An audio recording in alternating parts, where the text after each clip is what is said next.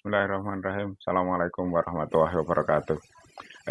This is the last session of the series of discussion in the course of culture of buildings. I will provide kind of resume, hopefully short, on all of the discussion that we have developed so far. Glad to discuss with you with all your enthusiasm and attention. So this will include the first one is the initial principles of dwelling, in which the spirit of making the living space meaningful is well implemented in many buildings. And the second one is the many approaches to understand the formation of those dwellings. So basically, in this course, building is seen as a process rather than as a product. Usually, we are designing, we are constructing, we are inhabiting, we are studying building as a building. I mean, building as a construction which is finished in a certain time with a certain product. But here we would like to discuss the other side of the building is that it is also can be seen as a process. And the process is includes in this three interrelated action. One is the making of building. And after a certain building is already made, then we may experiencing, or in more pragmatic sense, using. And to relate the action of making and the action of experiencing, people develop their understanding. So in this triadic relationship, we will discuss and understand the process, the cultural process of dwelling, and or the cultural process of architecture itself, so that building and its environment is seen as a series of interrelated process. So the socio-cultural histories of making, using, and understanding architecture is the primary topics of this semester, and it will be divided into the theories and the process of socio-cultural production for the first half that we are going to resume now, and the next is the type of architecture and then socio-cultural production. So to dwell is to settle meaningfully into a certain place in the multitude form of human habitation. When men and women decided to settle, is basically because the place is meaningful for them and they would like to make it last longer. Here is one of the interesting example is the Ottoman Empire. In a certain period of history, the Ottoman Empire ruled most part of the Islamic world. But their capital city in Istanbul is very far away from the Holy Land, from Mecca and Medina. So they have a kind of deep interconnection with the Holy Land that they would like to establish in their city. So Sultan Fateh and the following Sultan of Istanbul discovered and then discovered the tomb of Abu Ayyub al-Ansari, the Sahaba or the companion of the Prophet, buried 700 years before the conquest of Istanbul. So this tomb, and later the sultans erected mosque next to the tomb, is the spiritual connection. Every reigning sultan was sworn in this mosque to be installed as the ruler of the vast empire of the Ottoman domain. But in the modern era, that feeling of the connection is even greater. So one of the major infrastructure projects established by Sultan Abdul Hamid II is the so-called the Hijaz Railway. So the Sultan constructed a railway line from Istanbul to the Holy Land. So in this case, the spiritual access from both continents are regained in the modern context. Another example of a deep concept is when the President Kubitschek leading the Republic of Brazil after it gains independence. So Kubitschek would like to renew the existence of Brazil. So he decided to move the capital from the city of Rio de Janeiro to a newly established city named after the republic of the state itself, the country itself. It's so-called Brasilia. And he conceived the plan with to Krita Architect, Lucio Costa, and Oscar Niemeyer to reinvent the capital, but also to reinvent the world. I mean, it is intended to be the model of the world. So this become the with major infrastructure, highway and high-rise building, all well organized in a rational way, in industrial material employed, so that the entire complex or the entire city is a new one with a new spirit. So renewing the spirit of the city means reinventing the nation, and it's also becoming model of the world. President Sukarno is very much fond of this effort, so that in a speech he emphasized that Indonesia should have the capital, just like Kubitschek have Brasilia for this. So from this I would like to start the discussion on how the concept of meaningful dwelling is important, whether in a pre-industrial era as well as in the current contemporary situation. So people have a relationship with their place among themselves, and based on that, they establish many types of dwelling. Uh, Norberg Schultz identified there are four modes of dwelling. One is the first encounter with their natural surrounding, and they decided to settle. So he would like to call the settlement as the natural dwellings, and it confront in more intense way with the surrounding nature. The second one is the private dwelling. In this case, people would like to have to distance away from the society to have a more limited life and enjoy accordingly. So the houses and many types of inhabitation is called the private dwelling. The collective dwelling is related with the spirit of gathering. They gather in freedom. They gather in many communal activities. Usually, it is in the form of a plaza, because in plaza people have a lot of choices. So the gathering and the choices is the basic idea. And the last one is the public dwelling, in which people agree to make such institution, such as the church, the city government, and so on. So building embodying that spirit.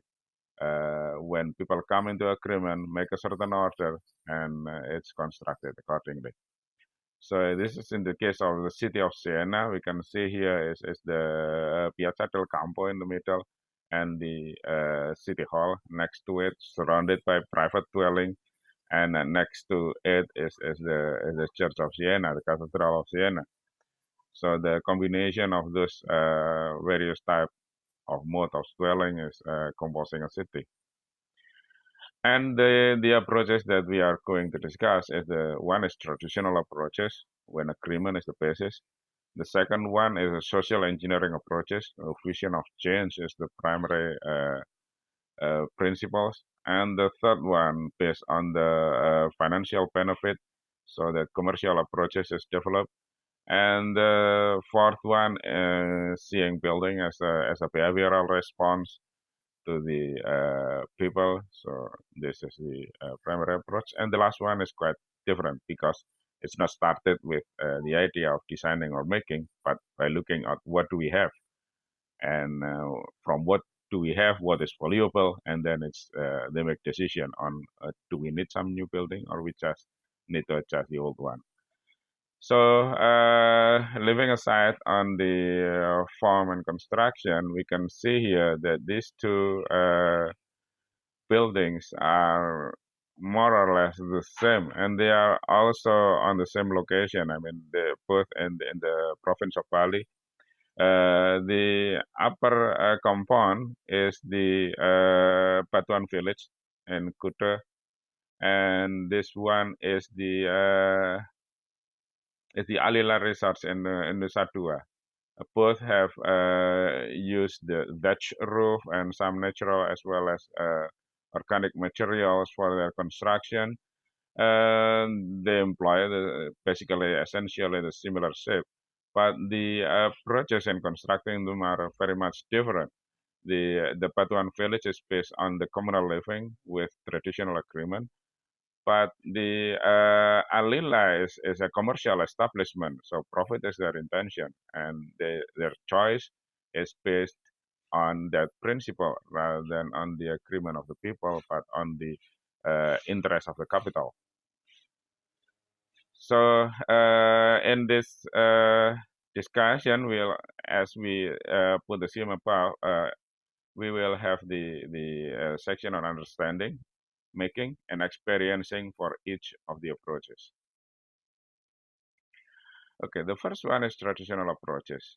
In traditional approaches, building is understood as a cultural artifact. It is created in a certain cultural framework, embodying the values, the custom, and more deeper is the worldview, how the community see themselves and see the environment or even see the cosmos. So their positioning, their location within the larger cosmic understanding. And making in this case is produced by a traditional community to maintain the form, the techniques, and the process for generations. This doesn't mean that innovation is impossible, but innovation in this case is mediated by the agreement of the community. So whoever, in this case, maybe we are playing the role of an architect, uh, proposing a certain innovative way or certain innovative product, then it should be discussed and understood and agreed upon by the community it belongs to. So after it is well constructed, the building is associated, inhabited, and respected by the members of the community for rituals as well as for daily purposes in order to convey and preserve the values and the behavior of the community. So a pendopo, for instance, is a place for gathering. So the spirit of communal gathering, whether in art performance or in some family rituals, are well maintained in pendopo because the people uh, think or people believe that this is the way pendopo is constructed. That pendopo is good for them because it accommodates those gatherings. So here is one example of the annual roof replacement in Trosmi in Cirebon, in which all people gathered, more than 1,000 of them, to replace the thatch roof of some shrines there.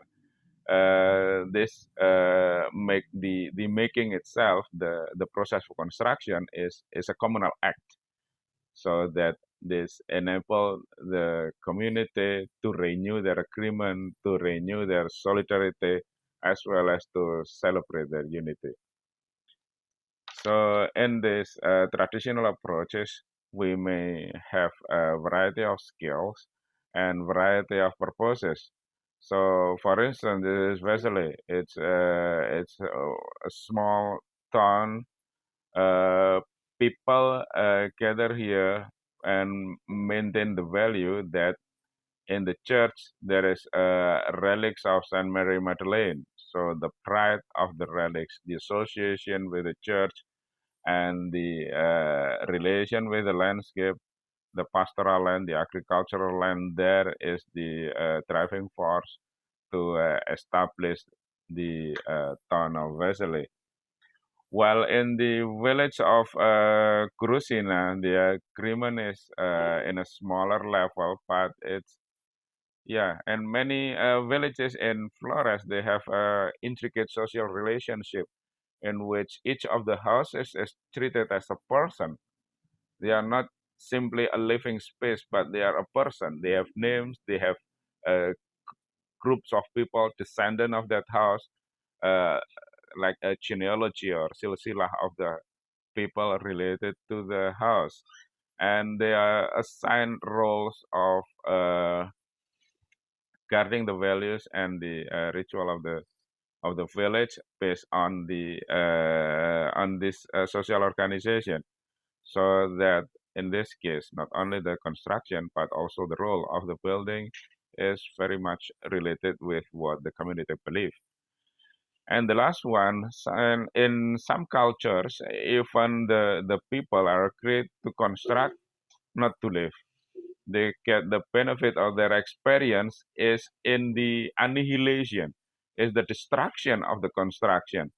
So the one of the most dramatic is ngapen, or the cremation of the dead bodies in Bali.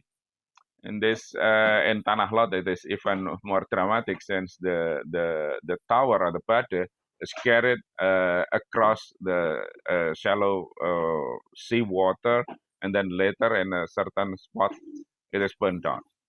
So the construction is just built for like months, then within less than an hour is consumed by fire. So the agreement might include not only the process of making, the process of inhabiting, but it's also the process of destroying. So the destruction by fire is the ultimate intention of this system of culture.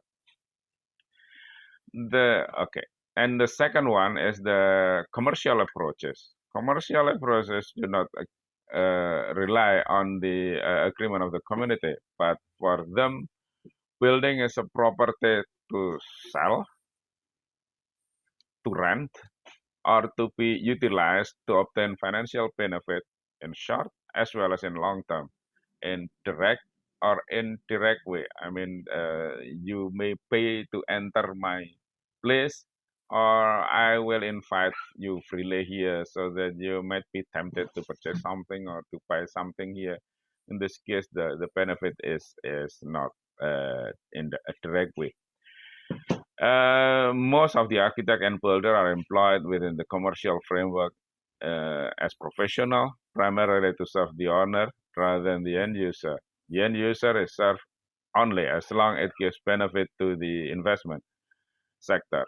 So in achieving their commercial aim, so that in this case, the architect works for the supply sector, those who provide the construction, rather than the demand sector, or the end user who will inhabit or live in that space. So, and building is experienced by people which might not be the owner. So it's a separation between the owner, in this case, those who invest, and the real user who in day-to-day basis use or live within that building. And to win the competition in the commercial world, in many cases, buildings should be attractive, buildings should be so-called iconic, or have certain principle which is accepted by the customers, or which is valuable for the customers, or the owner makes them valuable to the customers, so that they are willing to use and give the benefit to the owner. So here we may see in the commercial strip of Las Vegas, in which the competition is real, that here is the neon signs adorning the entire building, the whole city, so that we may look at this as the city of light, but it's also a city of commerce, since every building would like to show up, the spirit of showing up, that I am the brightest, I am the most attractive, is the fundamental intention of this formation. Tall offices have some particular appeal. People love them because they look efficient. rather than really efficient. In some cases, they are not really efficient, but they are looking efficient and rational and progressive. It's high tech and so on. So if it is in the metropolitan city like London, I can understand the needs of the tall building, but it's also not in that highly densely populated city, but it's also in many parts of Africa in which the land is very much available. So here are some of the tallest offices in office towers in Africa, which is surprisingly constructed within the plenty of land around them. So that the image is important aspect in the commercial uh, approach, and it's also the fantastic image in the Ibnu Battuta shopping mall in Dubai. After the competition among shopping mall in Dubai, the architect would like to develop some kind of unique architecture. So the travels of Ibnu Battuta was the main inspiration. So if you are entering this, looking at the Great Dome with the so-called Islamic pattern, it is not a mosque, not a religious place. It is a Starbucks cafe. So here is a form become commercialized rather than respected as religious expression. So it's quite dangerous to rely on the form because it can be easily slipped into other domain. The another strategies in commercial building is to make it efficient, and China is the great champion for this, producing prefabricated buildings and constructing in a incredible speed in many parts of their vast country. So the efficiency is one primary driving force behind commercial approach. So the attractive image, the rationality image, and the competitive image, as well as the efficiency production system. The third one, after we have the traditional approach in which we rely on social agreement among community, and the second one in which the architects rely on the order of the owner or the investing sector for the building to give uh, the highest financial benefit of the owner. So the third one is the social engineering approaches. In social engineering approaches, buildings are conceived as the devices to change the life of the inhabitants by improving their living condition. If you live in a good way, in a good place, then you will be a better person. The logic is like that.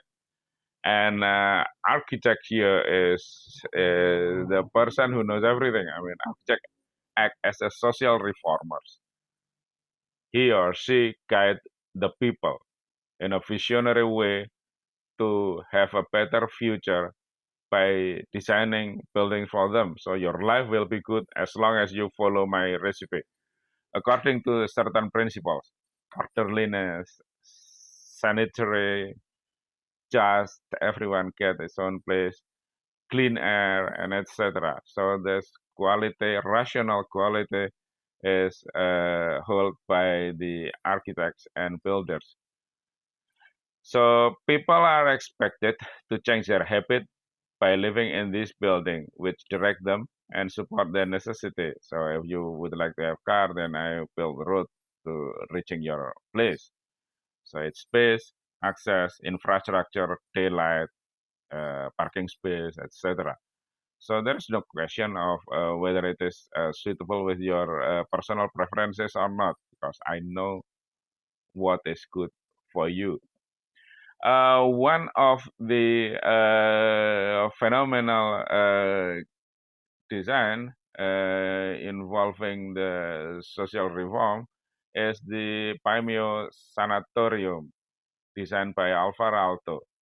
Uh, Aalto is very empathic in this case. for this. This is the facility to cure TB, tuberculosis patient in the long term. Their condition is so weak and they require a good fresh air and daylight all the time.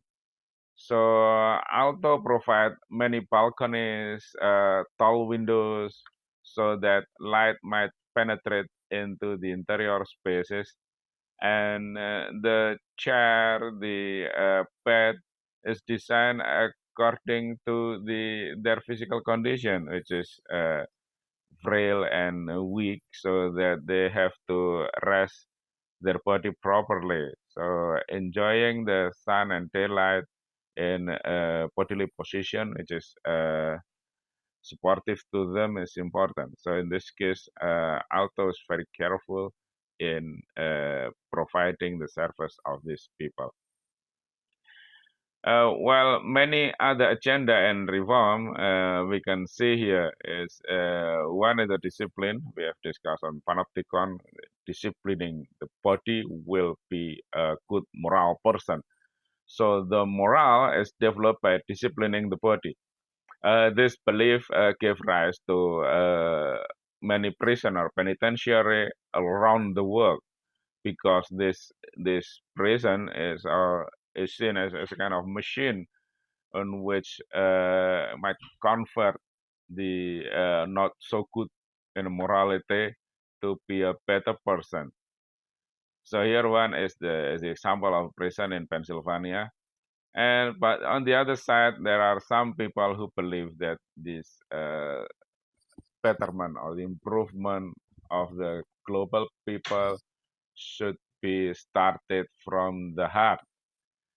And from the heart, here a good community with a community supportive one another, you will have a peaceful environment and eventually a peaceful world.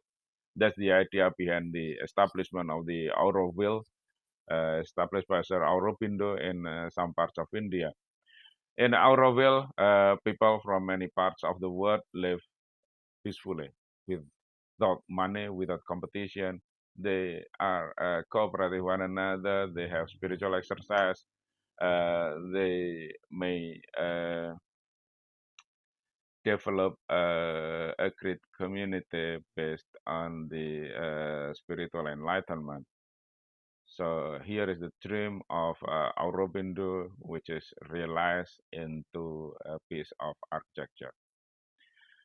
The third one, another strategies and social engineering approaches is maintaining the scale.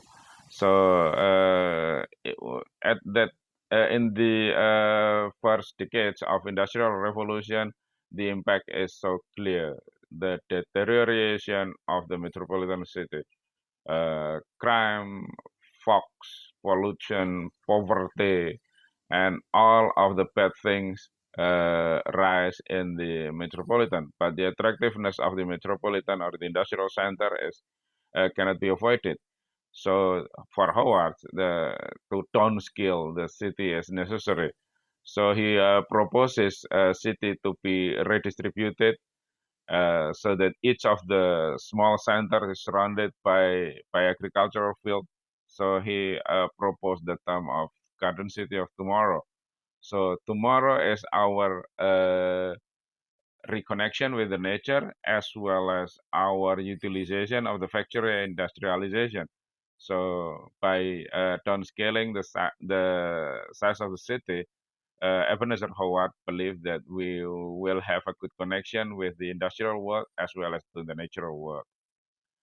And the last one is the in the architectural sense, Le Corbusier believe that good space, vast green space, as well as daylight will provide or will make you a better person by providing the essential choice of urban life. So he proposes a high-rise building in which you can live here, saving the land, having a green space around, but and also to have a good fresh air and a good daylight in your interior room. So this is one of the earliest construction of the apartment surrounded by open spaces. Is the so-called l'unité d'habitation in Marseille, and then later Corfu built in some parts like Berlin and so on.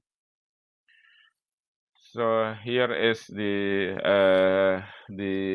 social engineering. The spirit is spirit to reform. I know what you have to do.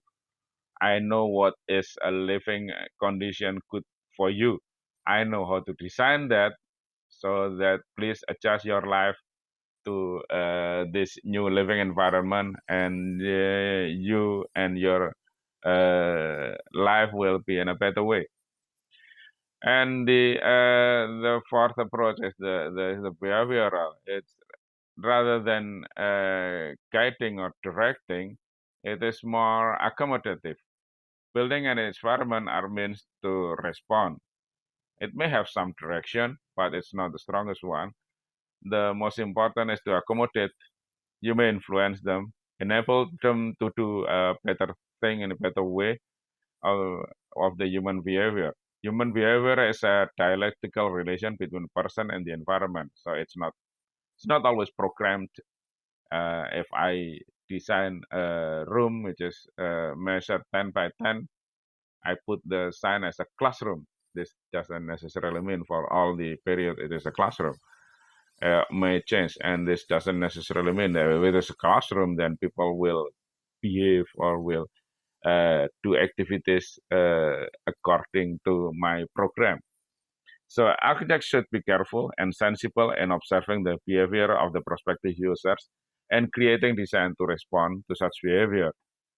This effort may include participatory design in order to ensure user suitability and satisfaction. But participatory design is not always available when we don't know, especially when we are working in the supply sectors. So building is designed in the principle of affordance. It enables the people to do something or many things. So it's enablement, which action that they will take is depend on the people. So if I put staircase, then people can walk on it, or people may sit on it. Which one is actually happening? We may propose, but we don't know for sure.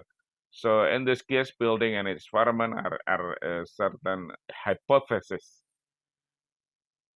to affirm or actually to reject by user in the real life, in which may change over time. So one group may use the staircase as a sitting area, but another group is not.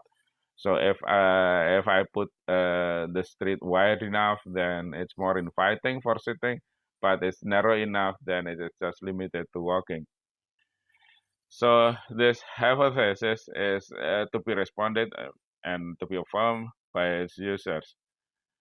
Users, to some extent, they often have chance to alter and modify their environment. So especially in, for instance, in an apartment that people with the user inhabitant within their own units may change the paint, may change the many things there, but not to change the bathroom, for instance, it is fixed. So the how far that the user may participate in altering or modifying the living space is very much important to be understood in this approach. Yes, and there are some strategies that we may learn. The first one is giving them possibilities. Snoeta, Bureau of Designers, and designing the Ryerson Library in Toronto is interesting to give the student many possibilities how to read and how to study there. You can sit on chair, you can sit with a table, you can have relax with your pin bags and so on. So here the inviting user to explore and try many possibilities that offered by the designer is the key.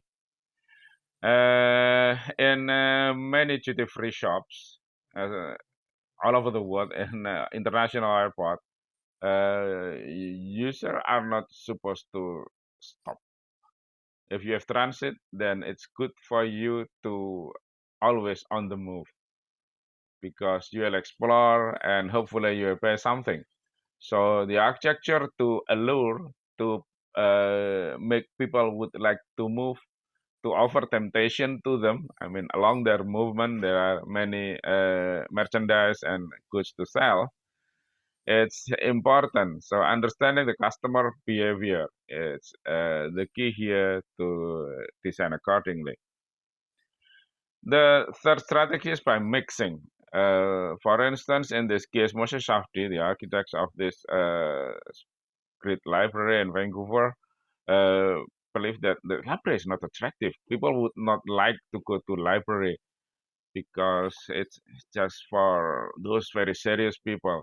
So he designed a library which is so relaxing and mixed with many urban life. So we may cross the lobby here to get a shortcut from one corner to another of the pedestrian ways without necessarily you're going to the library. And on one side you can have cafe, souvenir shop, and so on, all the amenities of the urban life you can find here. So hopefully you are familiar with this place, you will be interested someday to read and to be a member of the library. So this, by mixing this with a very different behavioral pattern, it's Safti's way to make this facility a successful attraction based on the behavior of the people. And the last one is inviting them to engage by enabling them. Yes, this is the section in Superkilen, public park in Copenhagen. It's a long one, and this is Japanese section, I believe. That the Japanese living in this city proposed this sculpture in the form of octopus. So Bjarke Ingels designed the octopus so that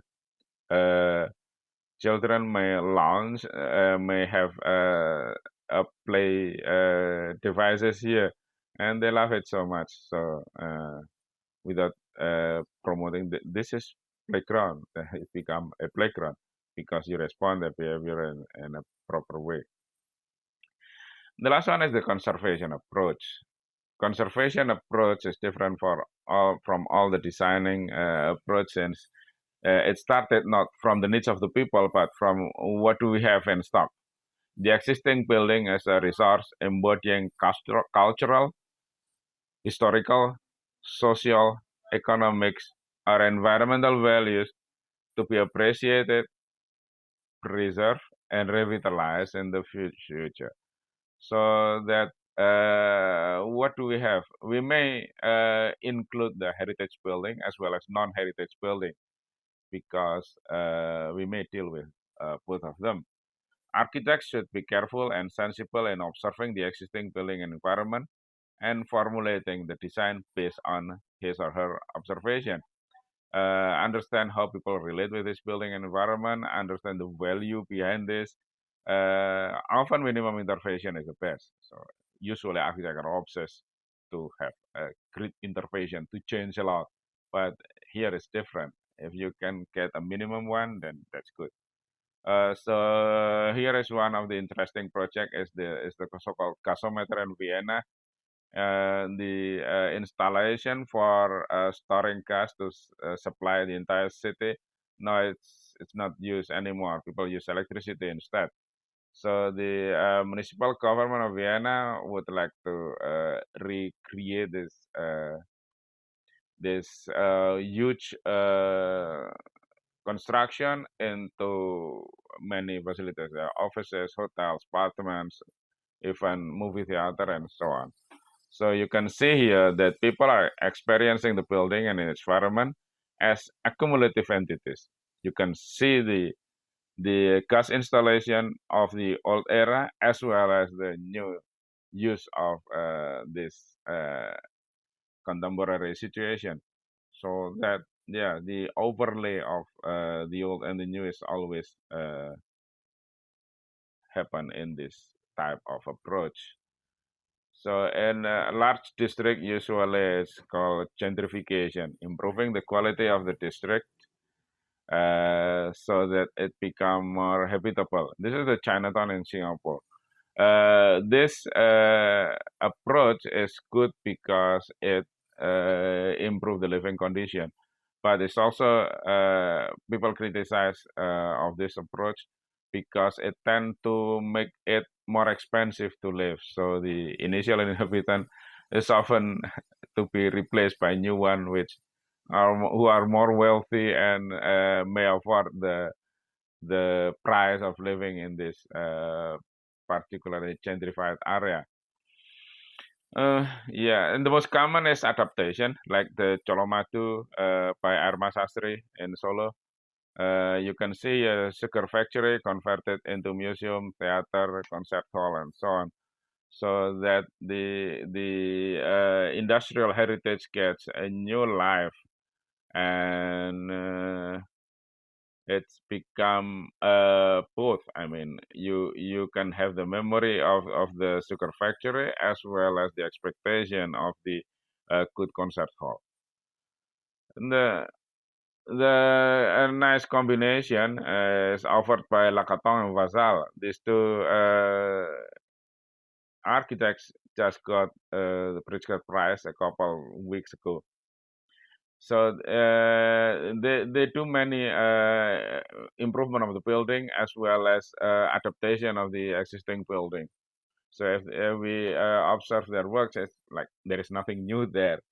One of the interesting example is here. It's a dock. It's Kalangan Kapal, and this bureau proposes to be an art center in which we may store and exhibit artworks, but they also propose a new construction to extend the old one. So this new building have some connection with the old one. So here this twin building, the old and the new one will be combined to provide a good facility. So in this case, this building is not a historical one. So it's not the heritage value; it is a trash, but the environmental value. You don't waste the resources, you don't waste the land, you don't waste the energy to build this building. But you have a better function, better quality of space, so on. And the last one is the revitalization. This is a very interesting project in which the city of New York have previously was served by a tram line, and tram is above the ground, so it's not on the ground, and it's already it's no longer operating for decades, and it's in ugly situation. But they are not deciding to remove the service forever. So the architect has a particular challenge. Please create an urban space, but if I would like to reinstall the railway, it should be still useful. So the Tilliers, Covidio, and Renfro, the bureau who designed this, creating a long plaza, and it is very successful, in which people love it. That the old railway line has become the art center, become a jogging track, become a socializing area. So beautiful that the it's previously it was an ugly construction in the middle of the city. Now it become one of the most attractive space in New York. So there are those five approaches. I just want to give some short comparison between those approaches. In the most intimate type of building, in this case, it's house or living space, which Ray Oldenburg would call it as first place, the primary place that we are associated with. The first one is a commercial approach with it is a town or a real estate in Cibubur, which interestingly saw the two aspects of the commercial approach very well. The first one to give an attractive image, and the second one is to push the efficiency to its limit. So here we can see that the shop houses is very simple, just plain surfaces with no decoratives at all, and which the developer may push the cost of construction and the simplicity of form. While right in front of it is the huge Sphinx image, or the huge Sphinx sculpture guarding the sub house. So usually Sphinx guard the Great Pyramid of Giza. No, this mythical figure is the security of the shop houses. So that there's the two sides of the commercial approaches we can identify here. Uh, the second one is houses with traditional approaches, in which this is the village of Belak. They are proud of being the guardian of the Mosque Bayan Belak in Lombok. So they make agreement to live in the old-fashioned building, and this natural materials are found, and building types is also limited to what is already established in the past. But the pride of the tradition, the pride of their association with the Great Mosque is the fundamental values to for them. Another house with a very different approach is the housing of the Western House Zeitung, or the exhibition of the future. It's so profound. The title is "How Do You Live in the Future?" It was installed in 1927. The curator was Ludwig Mies van der Rohe. He invited like 12 architects all over Europe to have a visionary dream of their future, and it is directing change. So the agenda to have a clean space, to have bright interior, and efficiency of the land is well expressed here and become visible. And you can see the complex. It's not just on paper, but also in reality, in which not only single building, but there are many building, more than a dozen of building serving many purposes, but primarily is dwelling. So you can have the idea of the future. So this social reform agenda is well implemented in this case, because it will affect later generation on how modernism look like, how modern living is. Even now, it still looks new, even though it's almost 100 years ago. No, it's 95 years. So it's so old, this house, but we still have the sense of the good living qualities and lifestyle there. The behavioral approach is very well implemented with student participation by Charles Moore in Kresge College in Santa Cruz, in which the college started from the scratch in the middle of a forest, and then he involved students directly to the to participate in the design, so that they may have a good aspiration to be implemented in this design, and the students love it. The budget is so low here, so all the buildings are plain, but how from such plain buildings, students might love their environment, so they are proud of it, because I am also the designer of this place.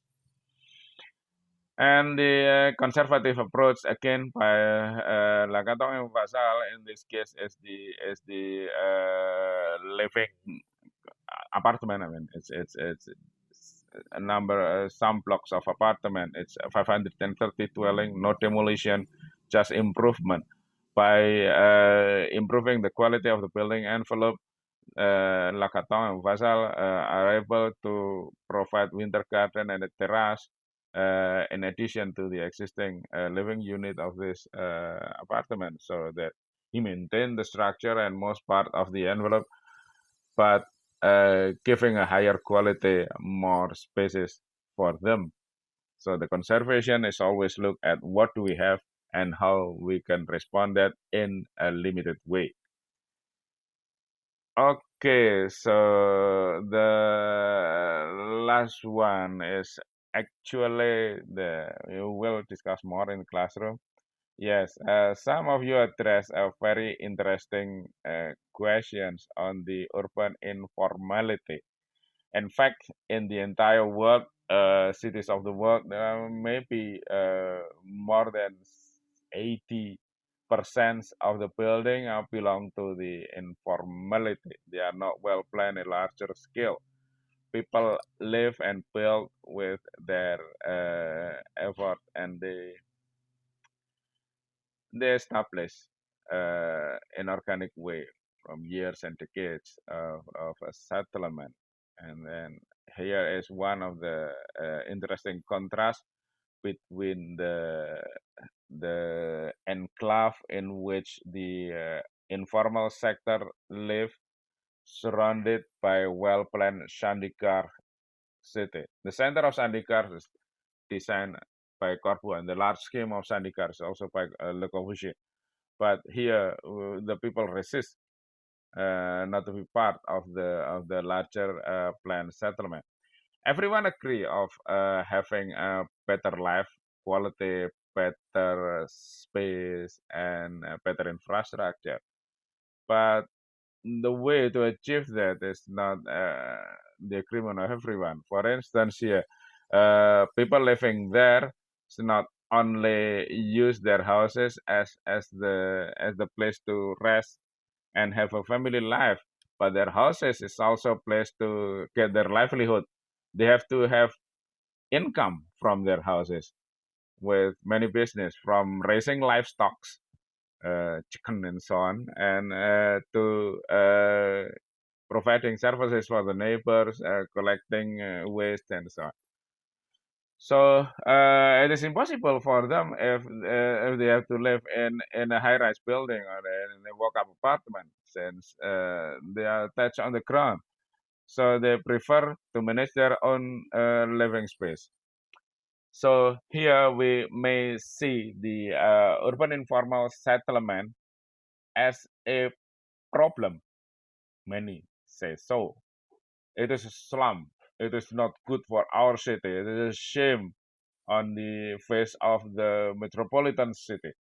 So the urban informality is seen as a problem that they should be eradicated, should be demolished to replace with a formal one, with no assurance that the formal one will serve them better rather than the informal one. The second one is seeing that the urban informality is the earlier stage of urbanism. So gradually it will be developed into a more formal, not by demolition, but by improving their living condition, providing infrastructure, having better facilities, and so on. Gradual replacement or gradual improvement of this section of the parts of their living space become possible. And the third one is even praise them as they wish as the potential. I mean, they have a great solution actually. For instance, with their narrow alley between houses, it's impossible to have car, and so they have a car-free environment, and they use recycled building components from the salvage corrugated iron cardboard, or they could recycle So the criteria of sustainability is well implemented here. There is no carbon emission. There is low carbon footprint on their building construction materials. Their efficiency and its best practice. So we should learn from them or even maintain this so that it become a good practice. It just need to support in a minimum way so that they may avoid fire, for instance. They may have a good water sewage and so on. Water supply and sewage system. So the basic infrastructure is enough for them, and the rest they are our guru of sustainability. So that for them, building is not a single process; it's a daily process. One day you find some windows and you would like to install in your wall. It's okay. So the engagement with the construction process make these places is the option. So and the informality, if we look at the form, it's almost similar all over the world, whether it is in India, in North America, or Western Europe, or even in some parts of Asia, in China, in Bangkok, and so on.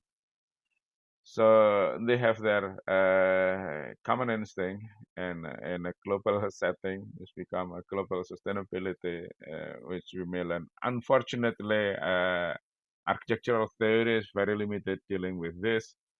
So that it is a good idea if you would like to write something on this matter. Okay, here is for the resume. Hopefully you can have a better understanding after this discussion. Okay, bye. See you. Assalamualaikum.